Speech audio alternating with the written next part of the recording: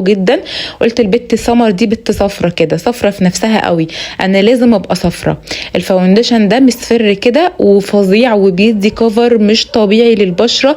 انتوا هتلاقوا بشرتي دلوقتي بتتحول. طبعا انا هنا بقول يح على شفايفي ده لانه بيحرقني جدا، بيكبر الشفايف جدا جدا.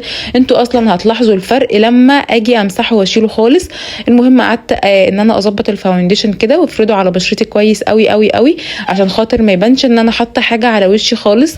وبعدين هبتدي بقى ان انا انور الاماكن. بصوا يا جماعه تغطيه الفاونديشن عامله ازاي، ايه التغطيه الخطيره دي. بصوا التغطيه طبعا من غير فلتر ولا اي حاجه خالص. بصوا شايفين؟ لو لسه بتتفرجي ما تنسيش اللايك. فظيعه ومعجبه بيه جدا. جبت بقى علبه الكونتور بتاعت ميه سينما دي، حبيبتي حبيبتي حبيبتي ما اقدرش استغنى عنها.